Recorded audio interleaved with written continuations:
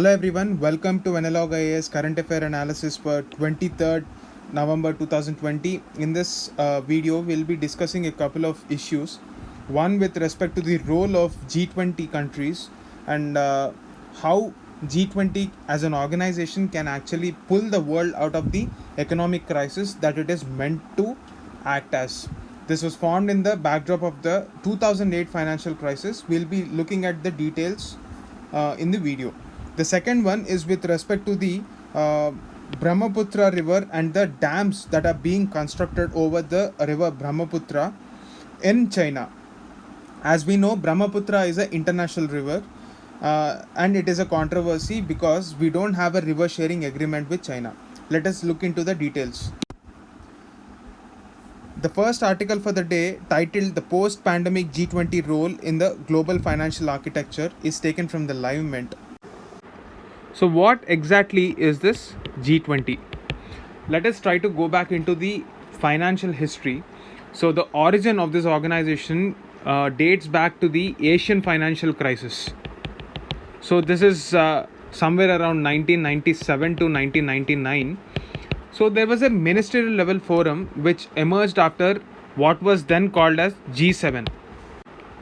So back then G7 had 7 countries which are mostly developed countries. But for the first time after the financial crisis, G7 invited both developed and developing countries. The finance ministers and central bank governors began meeting in 1999. So this was the first time which was a recognition that a proper regulatory structure was needed for different countries and also on a global level. 10 years later, somewhere around 2008-2009, there was a recognition that our regulation system has failed completely to avert the global financial crisis, and therefore G20 came into existence.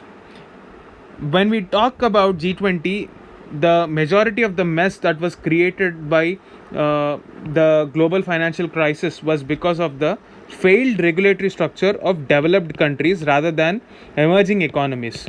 If you take a look at countries like India, RBI, which is the central banking regulator, has fairly done a decent job in averting many crises like this, even though it had its own set of setback in the form of various scams.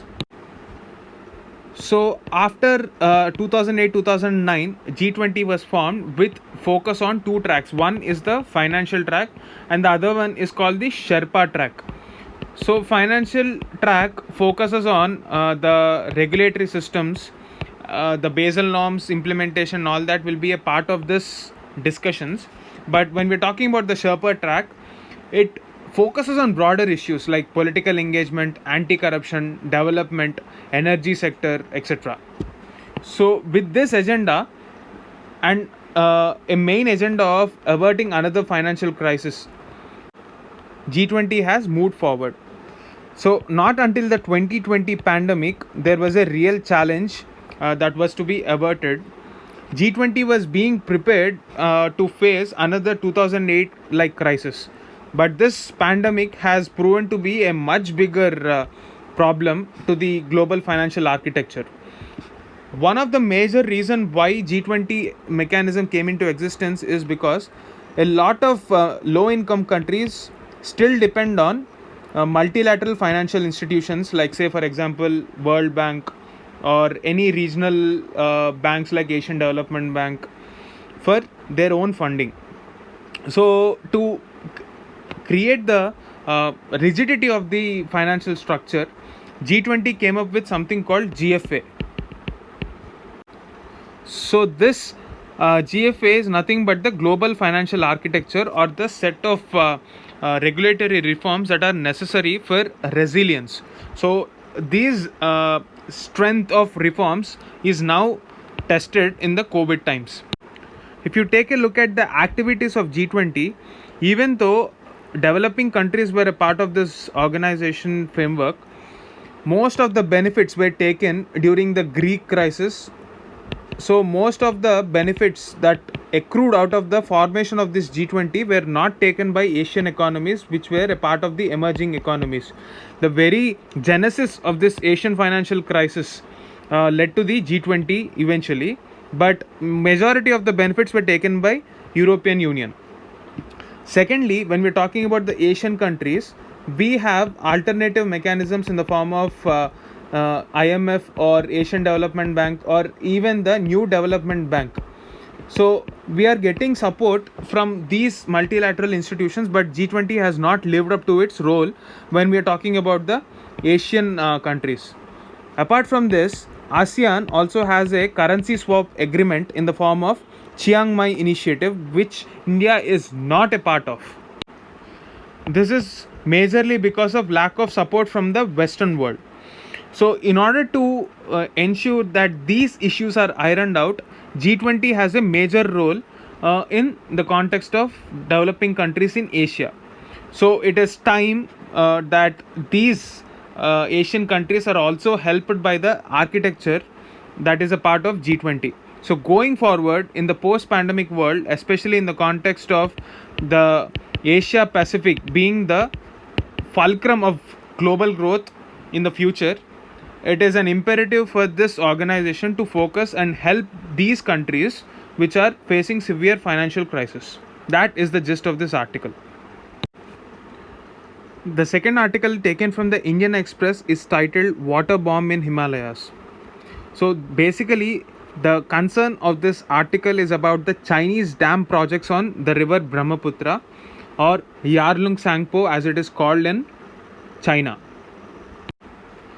Ever since 2015, India has been expressing its concerns on the constructions over the river Brahmaputra when China has operationalized the first hydro power project at a place called Zhangmo. Apart from this, there were three other dams that were already constructed: Dagu, Jiangsu and Ziacha. So these are being developed currently and most of the construction is already completed. So according to the view of this author, this is a sort of a violation of international water treaty agreements, or the basic understanding of sharing the benefits of river water with the lower riparian states. As you know, Brahmaputra starts somewhere in Tibet and enters India through Arunachal Pradesh and finally drains into Bangladesh. So all the states that are part of this river should share the benefits of this river equally. The constructions done in the Tibet region should not be in such a way that it puts the lives of all the people living here in danger. More than Bangladesh, it is very important for the state of Assam and Arunachal Pradesh because Brahmaputra is important as a part of their economy, their geography, as well as their disaster resilience aspect as well. Now, if we pollute these river resources, which is considered to be a lifeline for people of Assam, it will have severe repercussions for people living in these states. Just to clarify, for India, quantity of water is not an issue. As a matter of fact, Brahmaputra has been the reason why there will be annual floods. In fact, people living on the banks of Brahmaputra have to deal with floods 2 times in a year. One, when the river overflows because of the melting glacier water that forms a part of this flood, and once again a part of the monsoon, the river overflows. Also, apart from this, there are certain geological structures changes that happens from time to time, which has been responsible for the shift in the path of the river. In fact, Brahmaputra is not entirely dependent on upstream flows, and an estimated 35% of the basin of river Brahmaputra is within the country itself. What is the major concern then? It is about the quality. So, quality of water, ecological balance, and flood management aspects are very important for our disaster resilience. So, India and China, as they do not have a water sharing agreement, both nations share the hydrological data. So, it becomes important to share genuine data and have continuous dialogue, and issues like warning of droughts or floods or even high water discharge. So this high water discharge has been the major concern for India.